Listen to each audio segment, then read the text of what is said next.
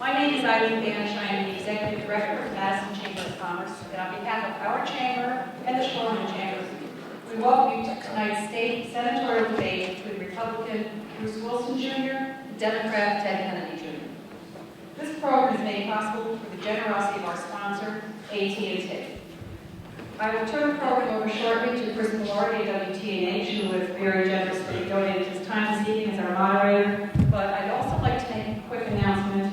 20 by 17 is a program that people should be aware of. There is a table out in the lobby, so as you leave tonight, please pick up one of the brochures and add it in. Thank you very much for coming down with that information. So I'll turn it over to Chris. Thank you, Chris. Thank you, Ellie. Good evening, everyone, and thank you for being here tonight. My name is Chris Velarde, and I am the morning anchor at WTNH News 8, anchored Good Morning Connecticut, and I am honored to be here tonight to moderate this debate. And just so you know, the idea here is to have a conversation about the issues. We want you to perhaps leave a little more educated about where these two candidates stand on the issues than when you sat down right now. We've got a lot to cover. We promise not to waste your time. We're going to keep it moving. And this is supposed to be a conversation. So though I may address a question initially to one of the candidates, both candidates will have a chance to answer that question, and we'll have plenty of time to talk about the issues. Obviously, there are cameras here. This is being recorded. Some of your friends didn't make it tonight. You could encourage them to watch it on cable access, and perhaps there's a part that you missed that you want to go back and watch. You will be able to do that. A couple of rules for the audience. First of all, we're all adults. Most of us are adults. So turn off your cell phones if you have one. We don't want any noise interrupting anyone's answers to any questions. And we ask that you don't have any outbursts or any applause or anything like that, except for right now, because, ladies and gentlemen, please welcome Ted Kennedy Jr. and Bruce Wilson Jr.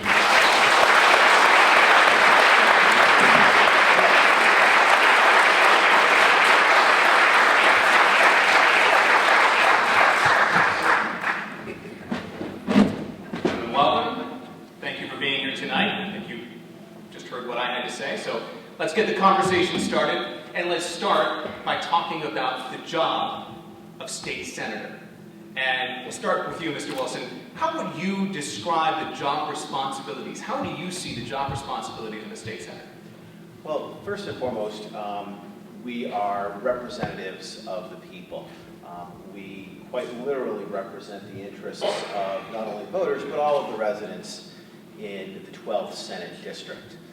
I think the primary job is to reflect the wishes of those people, and in the cases where there are complex issues where the residents and the voters aren't fully informed, we use our own personal judgment, our own value system from the community to aid in those decisions. And then, of course, we have an obligation to continuously communicate back to the community what we're doing for them and on their behalf.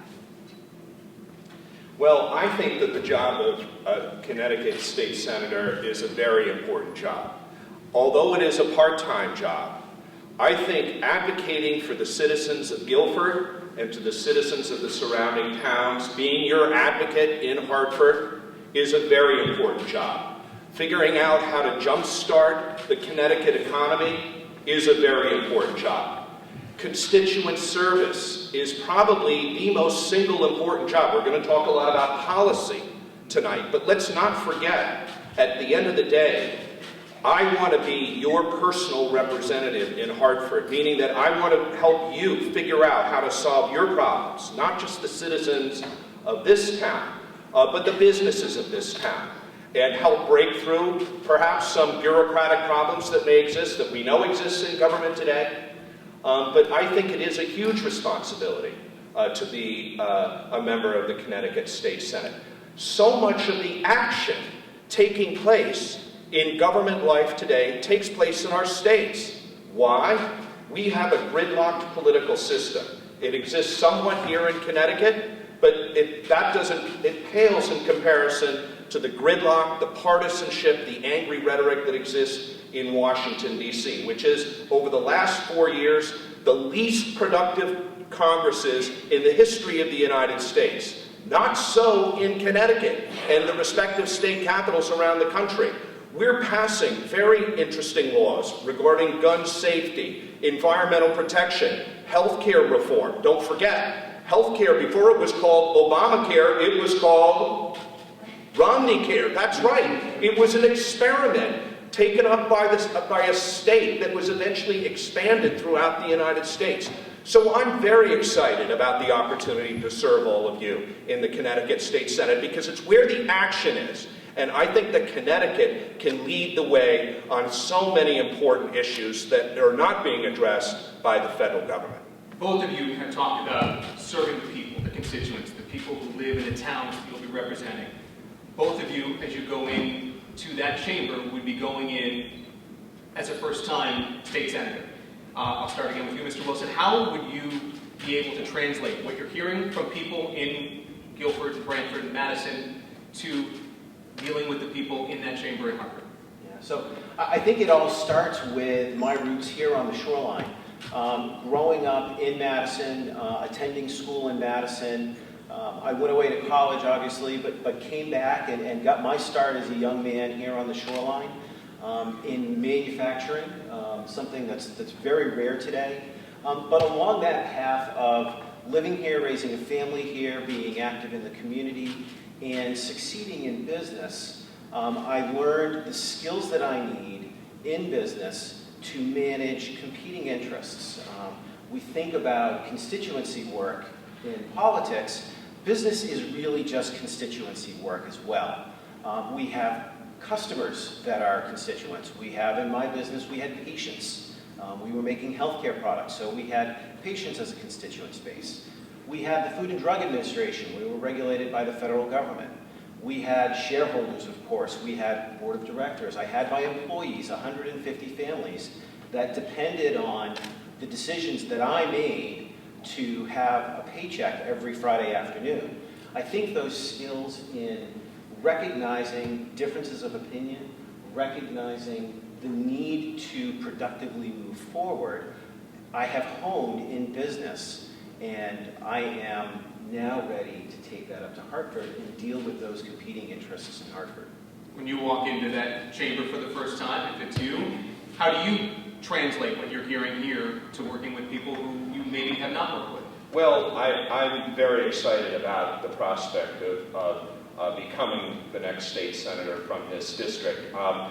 I've been involved in public life most of my adult life. I've been an advocate for people with disabilities. I'm an attorney. I've been an attorney for almost 20 years. I currently am an attorney at the law firm of Epstein, Becker, and Green. I previously was an attorney at Wigan and Dana, a New Haven-based law firm, and after that, a lawyer, in-house lawyer for the Connecticut Hospital Association. And I mention that because I'm a proud graduate of the University of Connecticut School of Law. And again, I mention that because I think a legal background, although not necessary, I think is going to be very helpful to understand how regulatory law, statutory law interacts, how even well-meaning regulations or statutes can have an unintended effect. I also, like Bruce, I also have a lot of business experience. I started my own company and grew it to over 120 people. I know the hoops that businesses need to jump through. I know that there's a lot of regulation out there that is holding businesses back and not allowing them to succeed. So I think we walk into that chamber, to answer you, Chris, with bringing our life experiences, obviously my perspective as a person with a disability. I am going to bring into that chamber, I think, a unique perspective on what ramifications our laws and regulations have, for example, on people with disabilities that are frequently left out of the decision-making process. So I'm hopefully will be elected as a parent. I'm a father of a 16-year-old and a 20-year-old, okay? And I waited to run for office. I wanted to wait till I developed experience in business and law, and quite honestly, the maturity as a parent. So I think we all are going to bring all of our collective experiences to the government, and that will help inform our decisions.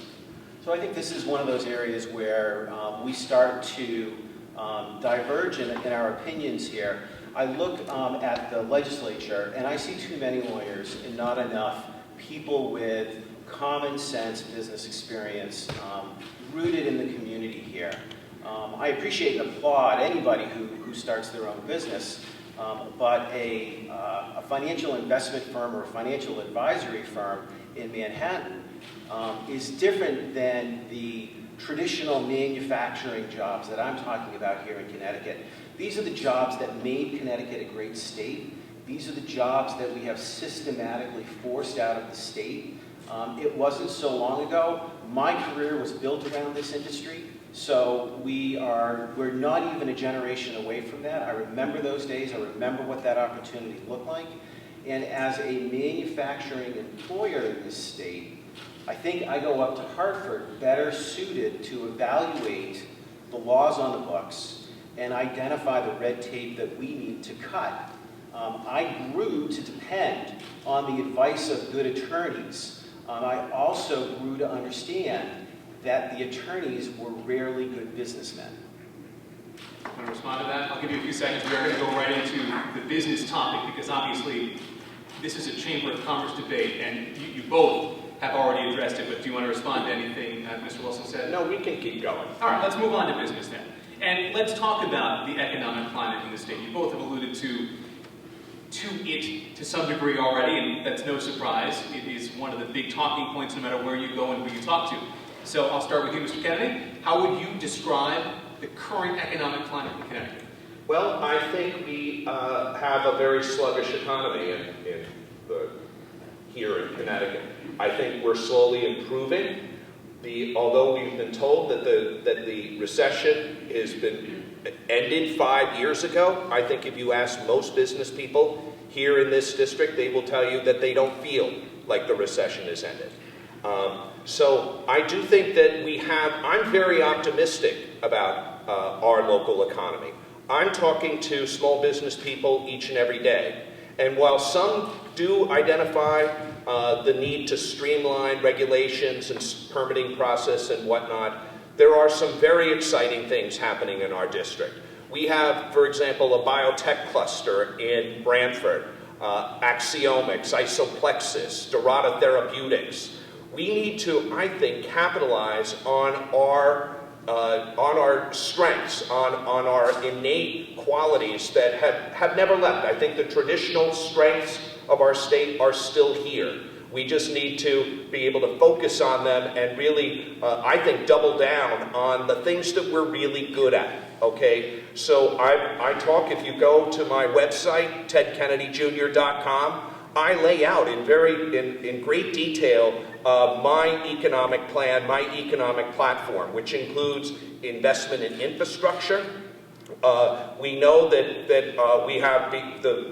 we live in one of the busiest commuter corridors in the United States. Some of the worst traffic, the oldest train tracks in the entire country.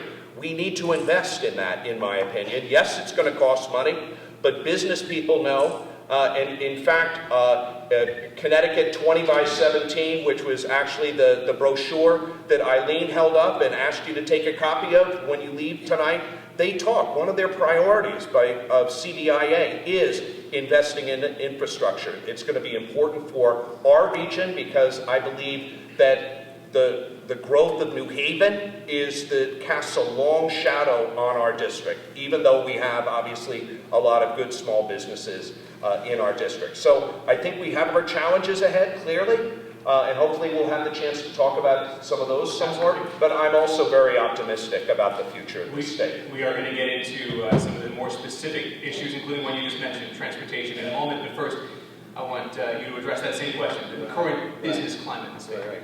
So, I think the problem that we've got right now is the Democratic-led, the Democrats in the General Assembly and our governor have approached business as they approach social welfare. They look at that model and they hand money out to businesses. And as a business person, I know that we don't treat businesses like charities. We treat them like investments, where we invest in them and we get a tangible benefit in return. And that can be money, it can be jobs, it can be taxes, it can be whatever. But in this state and in this country, businesses mean jobs. They don't mean votes. And right now, that's the way we're treating businesses in this state. We have some business programs that encourage businesses to stay in Connecticut if they promise to have jobs. Do you think those are working? I don't think they're working. I don't think they're working. I think that they are continually overpromised and underdelivered. And we still have businesses leaving. We have businesses that recognize that they can posture with the state, that they're going to leave, and the state will give them money, and expect nothing in return. Maybe the promise in the headline of a handshake and we're going to raise jobs, and then a couple of years later everybody forgets about it. So enforcement is kind of the issue here to some degree? Certainly follow-up. Certainly follow-up. I think in all things that we do in government, we don't ever follow up and critically evaluate the success of our programs. We instead turn to new money. That didn't work. Let's raise some more money and spend it on something different. Your thoughts on the programs that are in place now? I think that we need to be careful about who we give incentives to and what form those incentives take. We have very scarce dollars in Connecticut today. We do give a lot of money to businesses, and I too question whether or not our state is getting the bang for its buck, in part because we have never set up a mechanism to truly evaluate whether or not these businesses have made good. You know, for every success story, you have a starter. Remember starter athletic wear? Well, they were given millions of dollars in state money, and what happened? They ended up leaving New Haven anyway. So I do think that we need to be very careful about who we give money to. I question whether, you know, in giving $70 million to Cigna, for example, was that a really good use of money or not? Maybe some forms of investment or tax breaks are useful, maybe some aren't. I'm really trying to find out, let's figure out which ones are helpful and expand those programs, and which ones are not helpful and get rid of those programs. But I think we need to be very careful in this day and age to make sure that because tax credits are actually dollars that we are subsidizing as citizens. So I do think we need to be careful about those programs.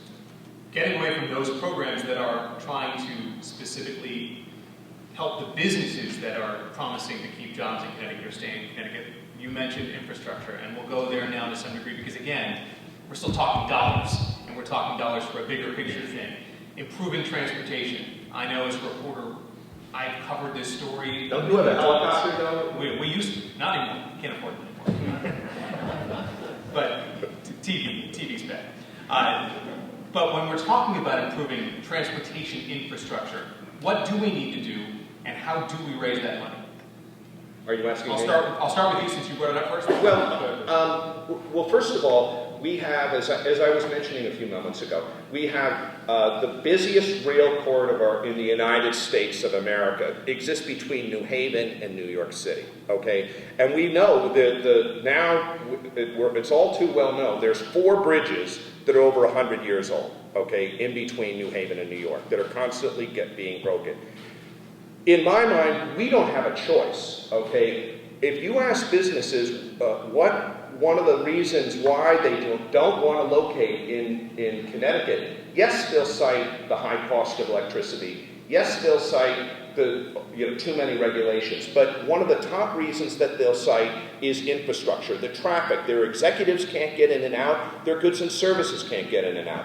I think that we need to make critical investments into those areas and into our roads and bridges. Borrowing costs are now at historic lows, okay? We can put people back to work immediately, and this is an area in which I think the business community is also talking about this. So together, we should be able to come up with bipartisan consensus on infrastructure. Just one story. Right now in Grand Central Station, they're building a new station, rail station, underneath Grand Central Station for the LIRR. Right now, the Long Island Railroad comes into Pennsylvania Station, which is not desirable for people on Long Island who work in Midtown Manhattan. Well, they're changing that, shaving off 20 to 25 minutes. Those trains are now going straight into Grand Central Station. The reason I'm raising this is, what do you think is happening to the property values along the LIRR on Long Island? They're skyrocketing. That's what's happening because you've shaved down the commuter time. Now all of a sudden people are able to get to work more quickly. And so too it is that I think it's going to jumpstart our economy here. It'll take a long-term investment, but I think it's worth it. So we are literally borrowing money to make payroll in this state. The notion that we are going to borrow even more money to invest in new rail, for me, is a non-starter. I think the first and simplest answer to our transportation infrastructure is to stop stealing the money that we put aside for that and put it back into the fund that it's supposed to go into. We are routinely and viciously sweeping money out of the transportation fund to cover shortfalls in our budget and other places, and we are now paying the price for it. Our business, before we sold it, was in Meriden. The center of the state is a natural crossroads. We had 5 loading docks. We were moving probably 10 or 15 trailers a day. I have to tell you that the struggles of truckers to get in and out of Connecticut was never a discussion. Okay, so commercial goods are moving in and out of this state just fine. We do need to make our bridges and our roads safe. There's no doubt about that. That's why that budget was created after the Mianus Bridge collapsed. The commuting time, quite frankly, my perspective on that is, let's move those businesses out of Manhattan so those people who live here, because this is such a great state to live in, can start their businesses here, they can move their businesses here, and we can benefit from their business income as much as New York is right now. When you talk about transportation, a couple of things that come up often. Tolls. Got rid of those years ago. There's always seems to be some talk about bringing them back to pay for some of these things. The gas tax, which is always something that seems to come up because of where it is already. Feelings on those two things? I'll start with you. So I remember the tolls. I remember the tolls in Madison and Branford and West Haven. I remember scrounging on the floor trying to find the odd dime and nickel to make it through. The price that we pay for putting tolls in place is we lose federal funding. Now I know that federal funding is waning and we are wringing our hands about how to manage that, but I don't see tolls as a good solution to a problem of a government systematically robbing every revenue source that it comes up with and using it for something that it wasn't intended for. So if we amend the Constitution to guarantee that the funds will go where they need to go, I'll talk about it, but otherwise I don't think that it's a good idea. Well, I do agree that the gas tax in this state is one of the highest in the country, and it is being rigged by the money that is supposed to go into maintaining, as Bruce said, maintaining bridges and roads is being diverted to other uses, okay? So, and what do we have? Our bridges and roads are falling apart because we're diverting out those resources. But I think the gas tax is a regressive tax. It really hurts people who have to drive long distances to get to work and who have trouble making ends meet, especially people on a fixed income. I think it's time to consider tolls, quite honestly, not in the middle of our state, but on the entrances and the exits of our state. I'm not saying right here tonight that I am in favor of tolls. I am saying that I think it should be considered, okay, because why should the state of Connecticut taxpayers pay some of the highest gas tax in the country and have people fill up in Rhode Island, drive through Connecticut, using our bridges and highways, and then fill up again once they get to New York or New Jersey. If you drive, anyone who's driven up and down the eastern seaboard knows that you pay a toll to cross the George Washington Bridge, you pay a toll to the New York State Thruway. You pay dozens of tolls between New York and New Jersey, the Delaware Bridge, and even the little 5-mile stretch through Delaware, okay? So why shouldn't we look at asking people who are passing through our state, who are using our roads, before we raise the gas tax, we should be considering that, in my view. So there's a much simpler solution. The commercial traffic is the biggest wear and tear on our roads, and we issue road tax certificates to commercial carriers. We can manage those fees, that stress on our infrastructure that way. The notion that we would put a virtual fence up around the state and punish the people who go across the border who are residents, and these tolls would have to be very expensive, just like the George Washington Bridge is now, what, $10 one way? It doesn't seem fair to the folks who live on the edge of our state any more than it was fair to us here in Madison and Branford and West Haven when the tolls were here. Well, yeah, I would assume that the people who had to travel from, Greenwich to Rye to get to work, you'd be able to deduct that from your income tax. So there'd be some sort of formula. I'm just saying that we should consider that, okay, as we're looking at all different ways to repair our infrastructure in our state that is falling apart. Let's talk about some of the things that perhaps business owners and people who are members of chambers of commerce have paid attention to as these issues have come up in the state legislature recently. Paid sick leave.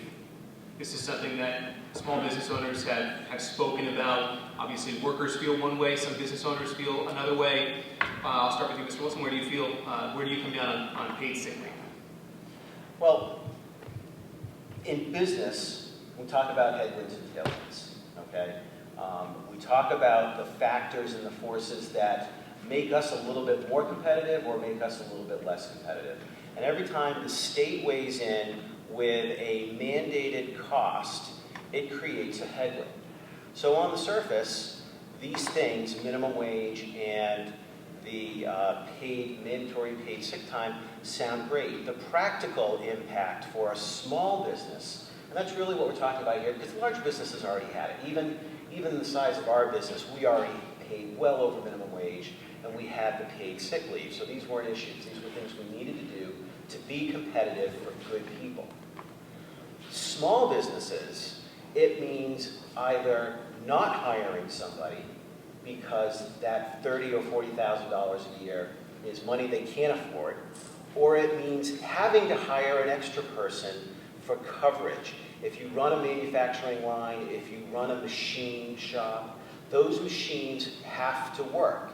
And when somebody calls unannounced sick, you have to have coverage for it.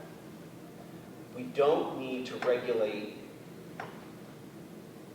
rules around sick time for people who are doing a good job. Employers are already taking care of those people. So these become safety nets for people who aren't as productive as they need to be and really impact those small 4- and 5-person shops, which are the backbone of our communities.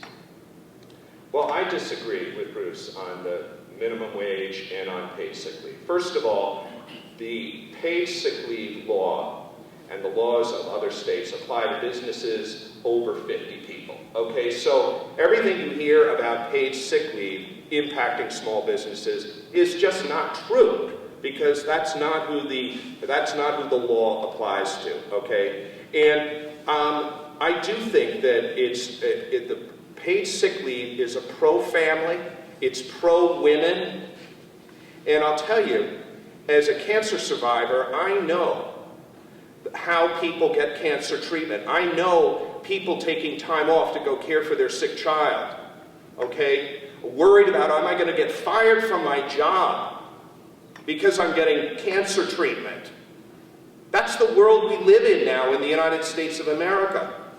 Of course we need a living wage right now. And shifting gears to talk about the raising the minimum wage. We should be ashamed of ourselves. In the richest state in the United States of America that we can't pay $10.10? I challenge everybody in this auditorium to try to live on $10.10 an hour. And really the people who are asking to pay this, raising the minimum wage, are the large companies. They're not the small little boutiques on the Guilford Green, okay? They're the large big box stores, okay? For every Walmart that you see, guess what? That's costing the taxpayers $1 million, you and me. That's right, you heard it. $1 million. Do you know why? Because we have to pay, taxpayers, the Medicaid benefits, the food stamps, the subsidized housing, because these large corporations don't want to pay their workers a living wage, a fair wage for a fair day's work, okay? And so we're paying for it one way or the other.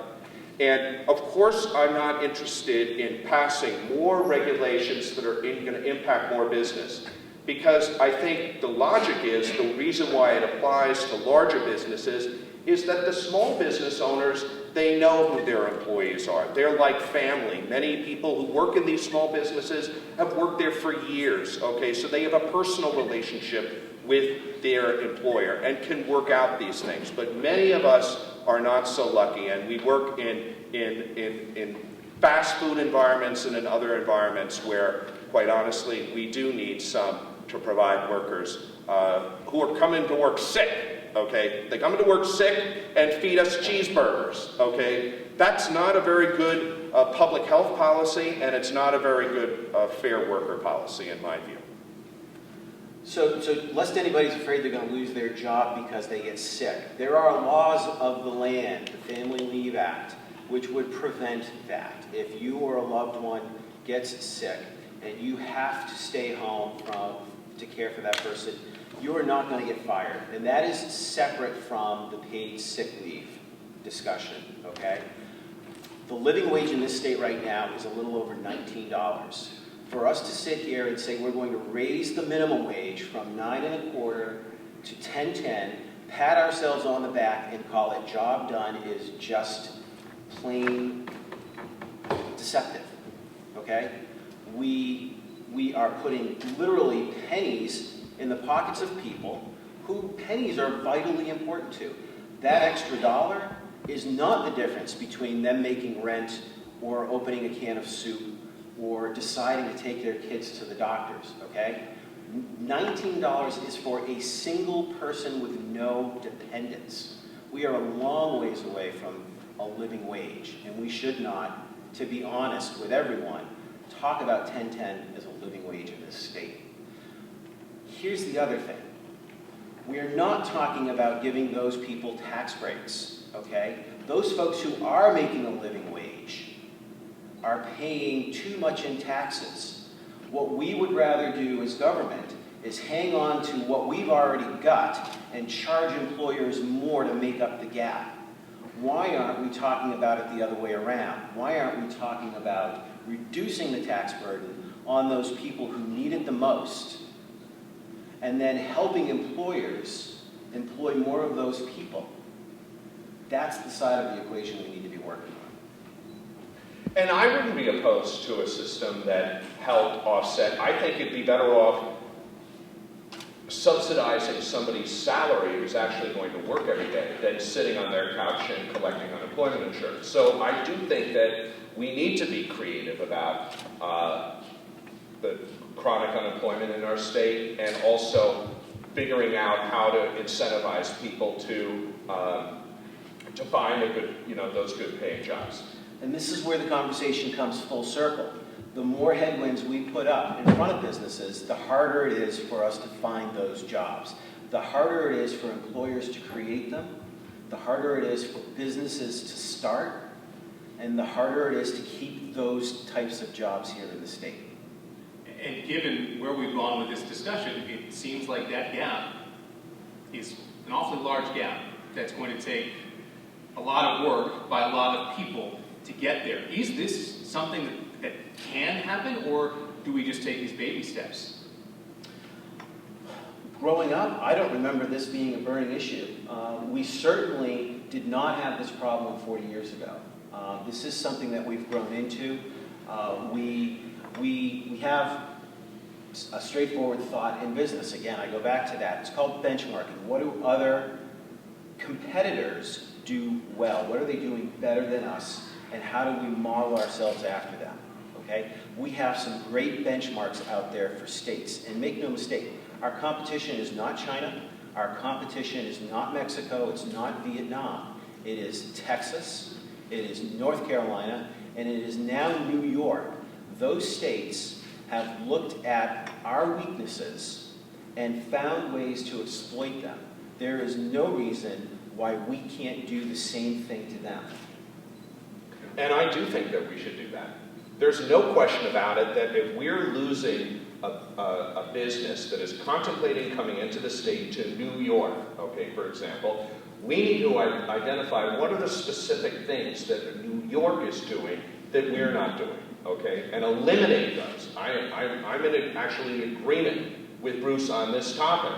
I also think that we can, I look, for example, to the state of Massachusetts, where Deval Patrick a couple of years ago said, guess what? I want every department in our state to identify 10 regulations to eliminate, okay, and begin a process of regulatory review. I think it's time for the state of Connecticut to go through every single regulation and try to identify, is this good for small business or bad for small business? Okay, and that's something, Chris, that I think we can start right away. A couple of other things that do come up in these conversations, and you mentioned it briefly. We talked about energy costs in Connecticut. And then the other thing that kind of goes along with the wages and with paid sick leave is healthcare costs on businesses. What can be done to address some of the concerns that business owners have in those two areas? And I'll start with you, Mr. Kennicott. Well, first of all, energy costs. We have the highest, or one of the highest energy costs in the country. I think second to Hawaii, or at least that's what I hear, right? Regardless of where we stand, they're high, okay? And I think we need to do a better job developing energy infrastructure in our state. But we also need to do a much better job developing efficiencies and alternative energies, including things like solar energy, just for example. Now, it might surprise many people in this auditorium to know that one of the leading towns in solar energy in the entire United States of America is none other than Durham, Connecticut, just a few miles north of where we're sitting right now, okay? They have expanded solar energy over 5 times their capacity in just under 20 months by a program called Solarize Connecticut. They're trying to do it in Killingworth too. Their very first meeting a few months ago, over 300 people showed up. Now you wouldn't think of Durham, places like Durham and Killingworth that often see 6 feet of snow, at least in the last couple of years, as being like these prospects for things like alternative energy and solar energy, but they are, okay? So I think that we need to develop that. Now, the energy companies are not really that crazy, honestly, about the further development of solar energy. Why? Because it cuts into their profit. And they're making it very hard to, for example, to promote the concept of shared solar, which allows people to sell back into the grid, or having 2 or 3 neighbors combine together and build solar energy panels. So I think that we need to look at all energy sources. We need to be careful about new infrastructure and pipeline developments. We've seen this movie before. For many people in Guilford and Branford know, we've experienced gigantic energy companies wanting to come into our towns and industrialize Long Island Sound for their own profit. And thankfully, many citizens of this region stood up and said, you know what, Long Island Sound is our environmental asset, the keystone environmental asset of our state, and said it is not for sale. Okay, so I think we have to be very careful of the types of energy projects that we do allow. I think the consumers, we have to be careful that the consumers don't get stuck paying the bills for these new energy projects. And I think we need to be able to consolidate these pipelines or natural gas pipelines, because every energy company, guess what? They all want to build their own pipeline.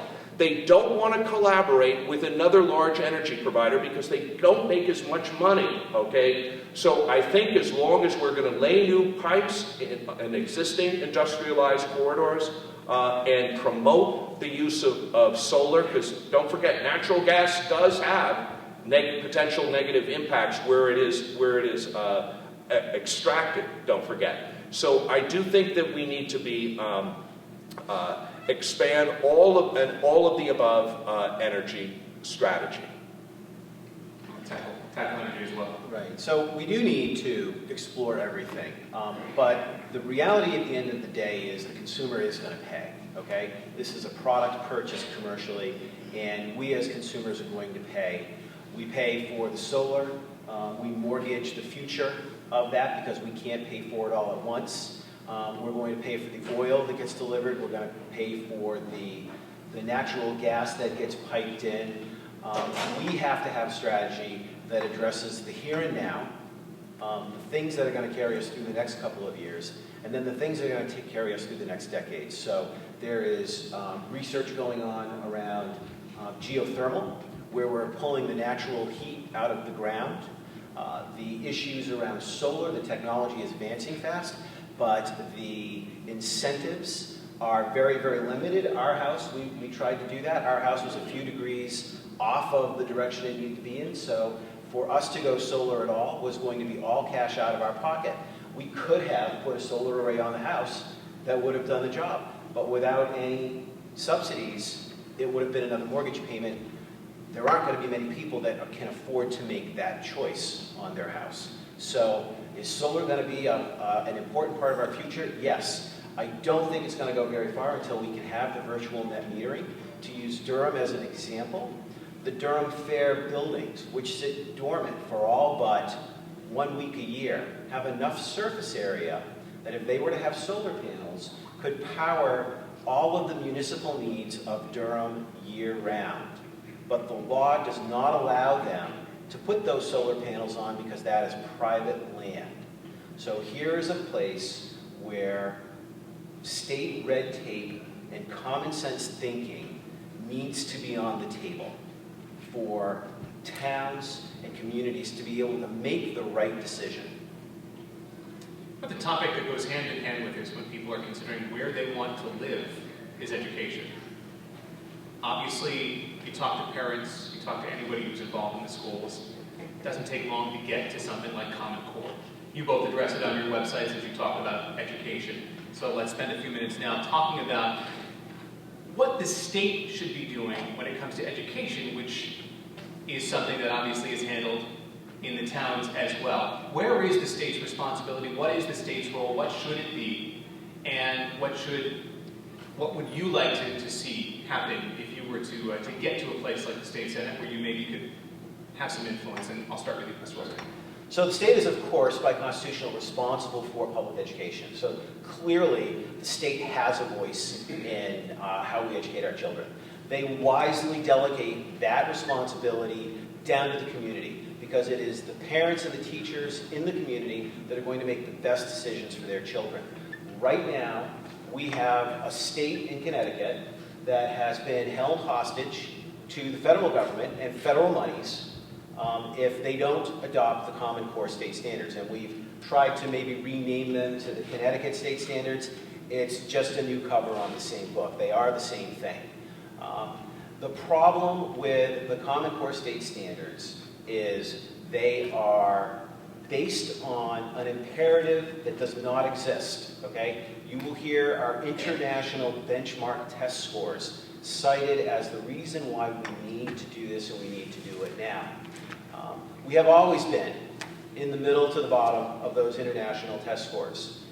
And during those 30 plus years of that record keeping, we have outstripped the world in economic development. So the correlation of Common Core and PISA testing, our international test scores, to our economic viability just don't exist.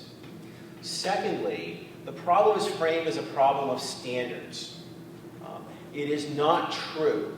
Connecticut standards are not the problem. And in fact, in most states, the standards are not the problem.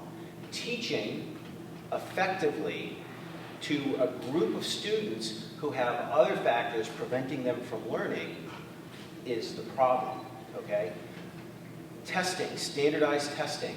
We are just waking up to the amount of standardized testing that we're going to be doing under Common Core. It is, in fact, the doubling down of No Child Left Behind, which we left behind because it didn't work.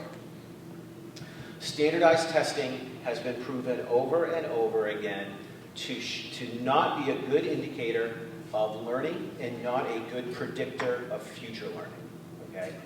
Now, where Common Core gets really nasty is it seeks to evaluate professional educators, teachers, on the scores that their students achieve on these tests. So think about this.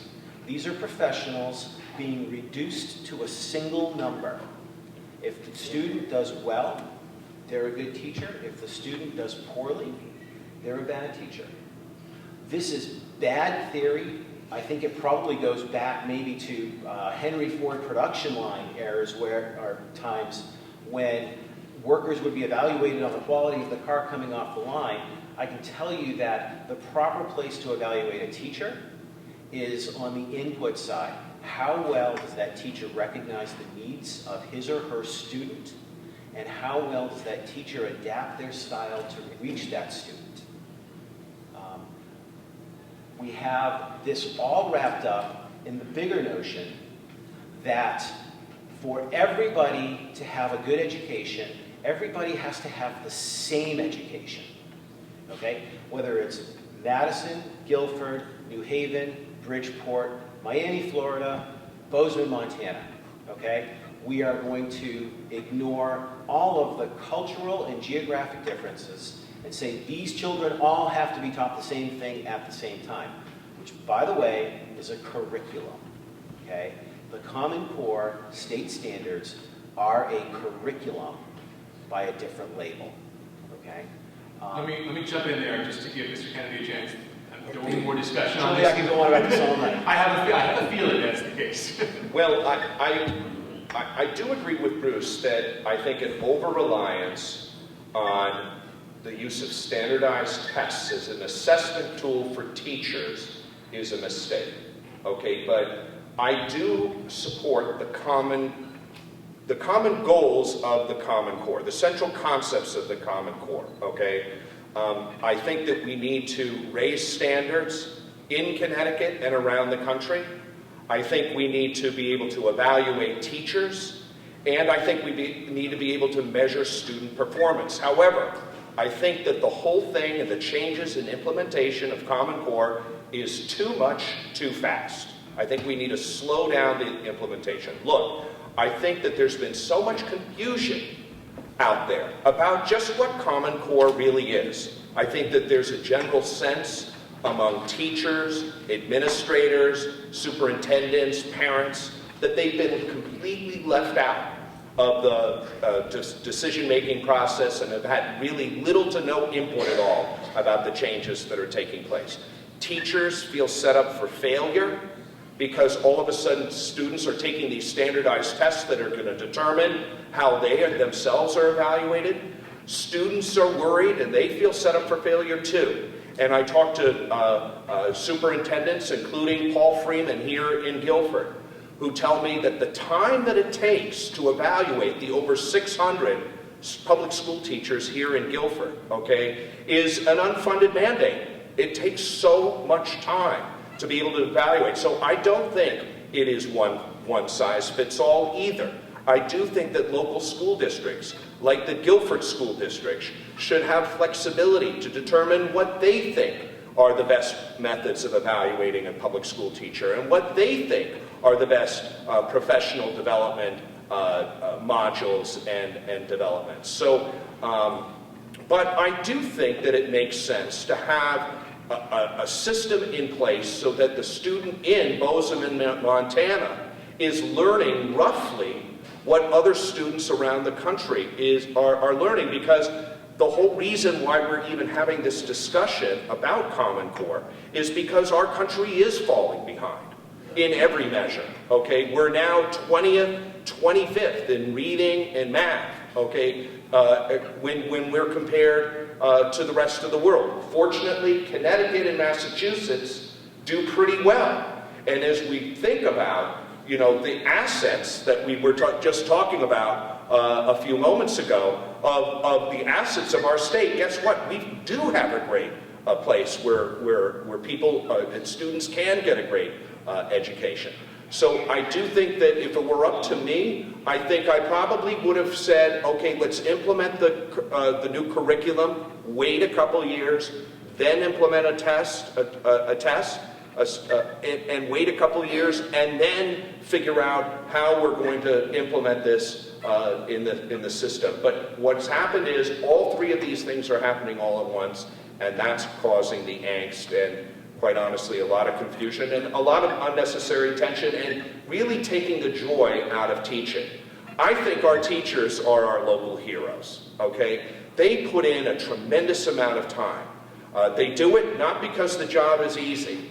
They do it because of the love of learning. And I've talked to so many teachers who are just so upset that this emphasis on high-stakes testing is really taking the joy out of their job and the joy that comes with the educational experience for kids. So we hear this from Governor Malloy on down the line through those folks that are supporting his policies. We just need to slow down, okay? You're just not used to it, okay? As a parent of kids in public school, I find that insulting. If I were a teacher, I would find that equally insulting. The response to "we have a concern" should never be "it's okay, you'll get used to it." If there isn't a cogent explanation of why we need to do this, then we need to stop it. Plain and simple. And I would ask, how is CHO doing on its Common Core implementation? I don't know, Bruce, how CHO is doing. I think what you're referring to, the school that my children attend, is that? And private schools in general. The problem I have here is that we believe this is an imperative for all children, and yet we don't seek to impose this on private schools. We seem to say, look, if you go to public school, this is what you have to do. If you're fortunate enough to go to private school, well, you guys are probably okay. I find that to be disingenuous on the part of the educators up in Hartford, if we can call them that. Actually, I don't think Richard Pryor is really an educator. Mr. Pryor is not an educator. But I think if it's good for one, it has to be good for all. Well, first of all, I believe that the importance of a good public school education, it's certainly been recognized in this town. It's certainly something that I recognize, and really the choice that you need to make is who is going to fight for public school education in Hartford. Yes, my children do go to CHO, and I think that is a decision, the decision that parents make about where to send their students, their children to school, is kind of like the church that they decide to go to, okay? There's a lot of educational opportunities that people have, okay? But I think that here in this town, our biggest goal, quite honestly, is to make sure that people who don't have their children in the public school system are supportive of public school education. Because let's face it, most of the people of the town of Guilford, they don't have school-age children.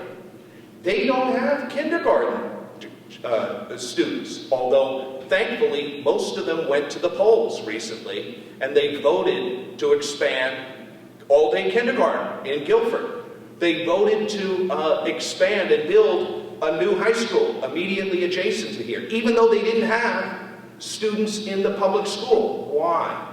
Because the people in this community know that good public education is important for our economic security, it's good for job prosperity, it's good for upward mobility, and it's good for our town. So let's not try to pit people, Bruce, one against the other, about who knows more about one thing than another, okay? I think we can all agree that a valuable education is so important for each and every student, wherever they may happen to live in the state of Connecticut. But it is that very choice that I am attempting to fight for. We have choices as parents, and some of us are fortunate enough to make those decisions for our children. But one choice that can't be taken away is how our children are educated in our local community. That choice is under attack. I intend to fight for it. I'm fighting for it in Madison right now. And it is a fight that, quite frankly, requires a lot more energy and a lot more experience than I think you have right now. Well, all I can say is, as your next Connecticut State Senator, I'm not going to make any decision without talking to people like Paul Freeman, okay, who I have a lot of respect for. And I know there are differences of opinion among the superintendents of the 6 towns of this 12th Senate District. But I think it's important. The kind of legislator I want to be is somebody who just doesn't make up my own mind because I think I know best. My kind of approach to governing is going to be to speak to different school superintendents, to talk to parents, to talk to teachers, to talk to multiple members of boards of education, to see what they think. Because only when you speak to a wide variety of different people can you really come to what I think is a good educated decision. And not just that doesn't just apply to the field of education. It applies to every single decision that needs to be made in Hartford. And so I've had the good fortune to talk to hundreds of parents and teachers in the community here as we have gone around and knocked on doors. And I can tell you that it is the biggest issue for parents right now. And I have yet to hear a teacher say, it's okay as long as we slow it down. They recognize the problem, and quite frankly, the teachers in New Haven recognize it the best. Common Core, and here's the real shame of Common Core state standards. Common Core is going to hurt the kids that it's intended to help the most.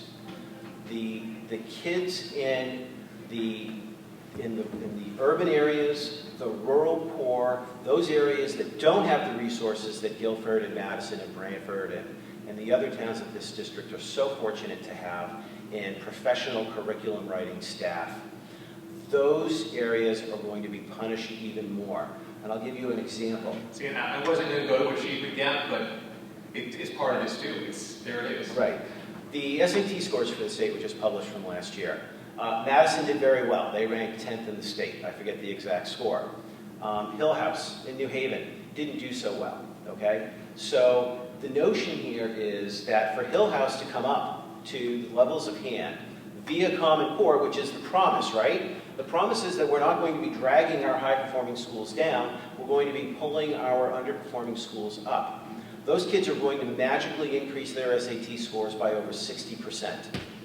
It is just a lie. It's not going to happen. It's not going to happen from standards, and it's not going to happen from standard testings, and it's not going to happen by evaluating our teachers that way. It's going to happen by addressing the real issues driving low performance in our cities. These are social issues. They're difficult issues.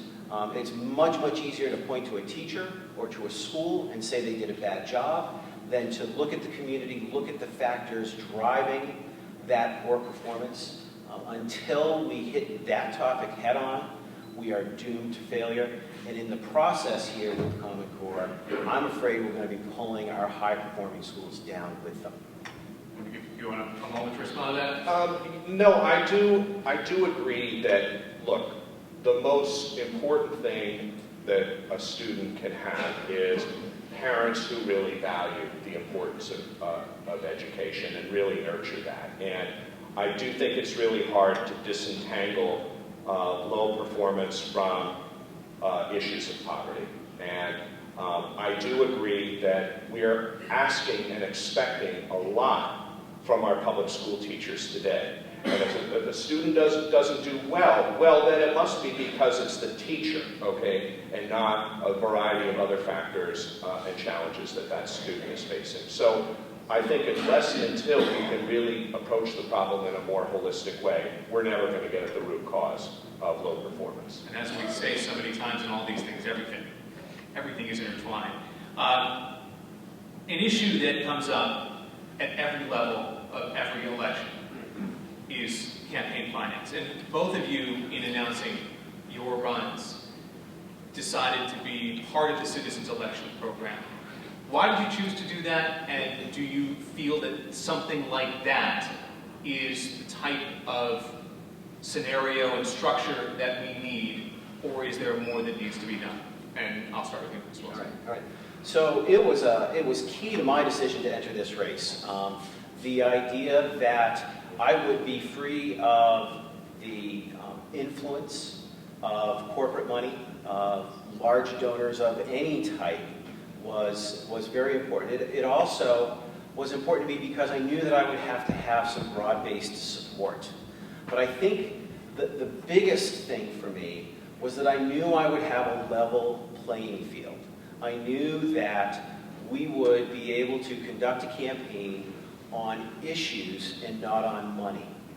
I was very disheartened, and we'll get it out on the table, to learn that my opponent exercised a valid way of funneling more money into his campaign.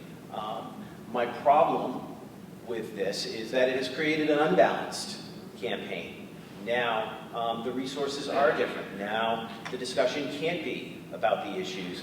It has to be about the integrity of the candidates. I chose voluntarily to abide by the rules and the spirit of the Citizens Election Program. That is something that the taxpayers expected, and I intend to abide by that. I will live by the $109,000 that I was awarded per my grant. It means that I don't have paid staff. It means that I can't afford all of the advertising. And it means that here and now, I am the candidate who has not broken my word. Well, I support Connecticut's public campaign finance system. And I was accused last week by my opponent of somehow funneling money into my campaign. Let me just say one thing. I am a proud Democrat. I have been supporting the Democratic Party my whole adult life. I'm doing it now, and I intend to do it into the future, okay? So, and Bruce knows that my campaign is in full compliance of the law. I think that this issue is a distraction. I think that people in this district want to talk about the important issues facing their lives, including education and transportation. But every donation that I've made has been fully disclosed. Okay, so it really is, the whole accusation is without merit, and Bruce, you know it. And so let's get on to the more important issues that are impacting the people in this auditorium and the people in the town of Guilford. I mean, the idea that I made a contribution to the Democratic Party, that my brother made a contribution to the Democratic Party, is that that's going to be, influence me, it's just a non-starter, and I don't understand where you're going with that. So let me explain. In my world, I grew up to understand that a man is judged by what he says and what he does, okay? We both voluntarily entered into the CEP. As you were publicly saying, I intend to raise all of my money locally, I intend to abide by the CEP, at that same time, you were contributing through you and your family and former employees significant amounts of money, which coincidentally were the exact same amounts coming back to your campaign from the Democratic State Central Committee. So there is a coincidence here that defies explanation, except for the obvious one, which was that money was earmarked. Listen, all I can say is that my campaign is in full compliance of the law. And all around, everywhere I go in this district, I've talked to thousands of people. And the one thing that they all agree on is there's too much mudslinging in politics today. There's too many personal attacks that are taking place, okay? That's not how I'm going to conduct myself in this campaign or as your next state senator. I was raised to respect people, whether I agreed with them or not. And that's the kind of campaign that I'm going to run. Speak that issue there. We'll go back to the issues, and we'll end with this question. And it doesn't work this way necessarily. In a hypothetical world, maybe it does. But when you walk into the Senate chambers on day one, what is, in your mind, priority number one? Start with you, Mr. Kennedy. Well, I think that we are going to have a lot of different priorities because although we have a small state, we've got some big problems in our state. But many of you know that I'm a longtime advocate for independent living, for the civil rights of people with disabilities. And I believe that our state has an institutional bias, meaning that we too often will readily provide approval for nursing home care, for long-term care, institutional care at a cost of $80,000, $90,000, $100,000 a year. However, we make it very hard for families to live in their own home and to avail themselves of wraparound services, visiting nurses, personal care attendants and the like, that cost about $25,000 a year. So not only is this a huge waste of money, in my opinion, it's also something that people don't want. You ask most people and they'll tell you that they want to live in their own home. Just right down the street from here is a place called Strong House, run by the BNA in Madison. There's another model, similar model, called Orchard House that exists in Brantford. Both of these places provide people basically a place that they can go, $72 a day, picks them up in their front door, drops them off at their front door, gives them a meal, and manages their medication all day long. If it weren't for these resources, people would have to go into a nursing home, okay? So I believe that I want to go to Hartford to be an advocate for people with disabilities, for families who are struggling with how to care for their aging parents, and that is going to be priority number one for me when I become your next state senator. So I think the first thing that I'll do is go, where's my chair? You know, politics is not my life's ambition.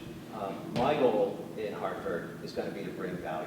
It's what I've tried to do with all of my endeavors, whether it's being a paperboy, or being a lifeguard at Hammond Asset, or being a salesman, or a chief executive officer. These are all jobs that I have tried my best to bring value. And the circumstances are fluid, the needs change, but the drive to value doesn't change. So the priorities that I recognize that we have in front of us now, not my agenda, this is everybody's agenda, it's jobs, it's taxes, and it's the economy. It is that big ball of messy conversations that has to be untangled around all of those issues. We have to do that, and I expect that I will shake the hands of the other senators there, roll my sleeves up, and say, how do we fix this?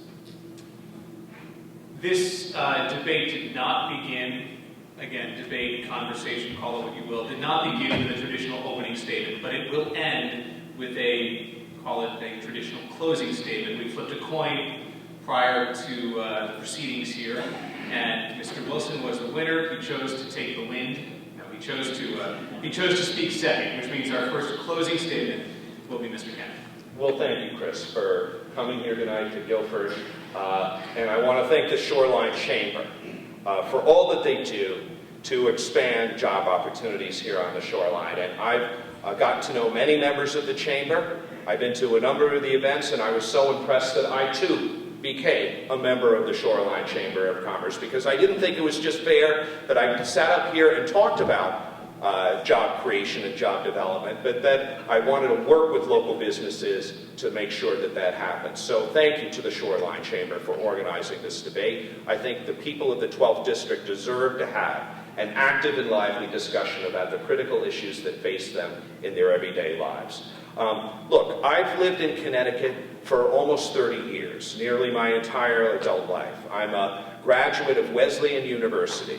I got a master's degree from the Yale School of Forestry in Environmental Studies, and I got a law degree from the University of Connecticut School of Law.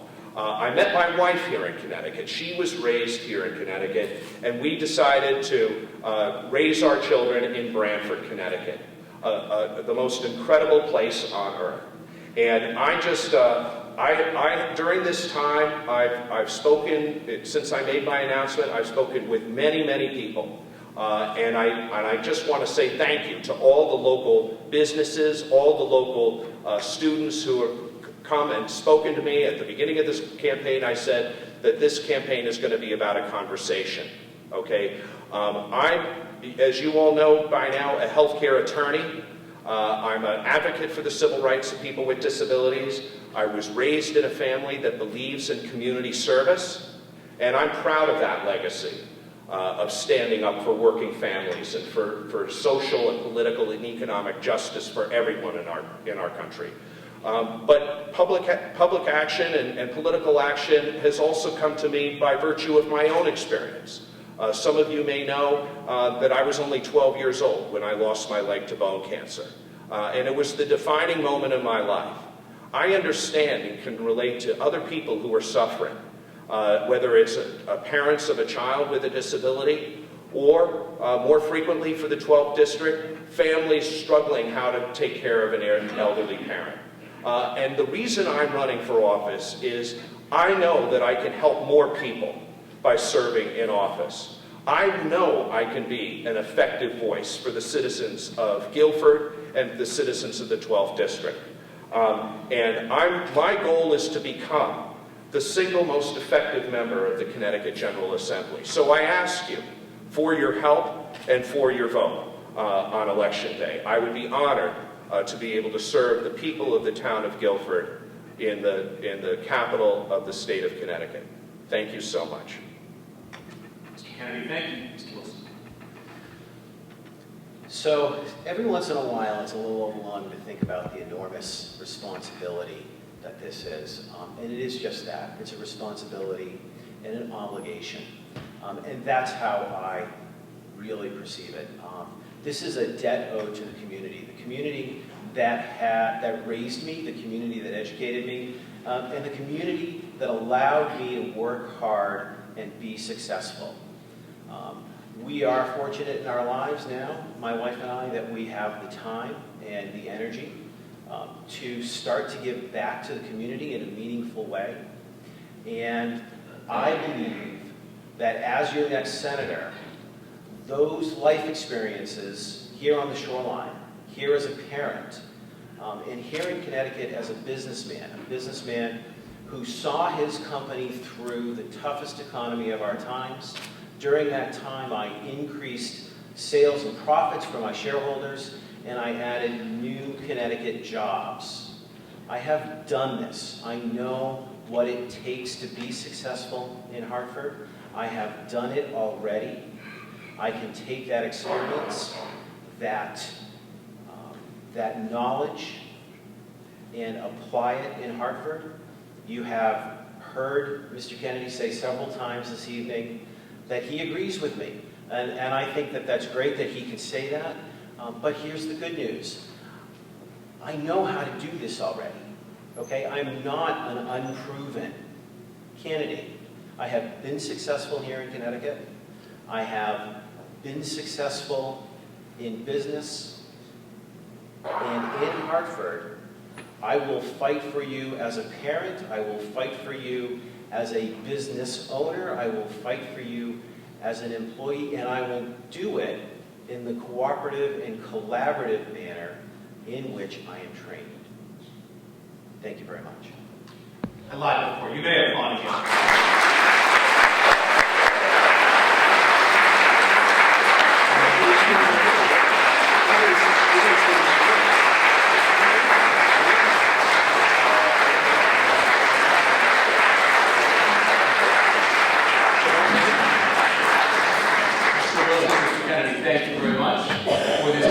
Thank you for being here tonight, and thank you for being part causes you are supporting and you will support in November.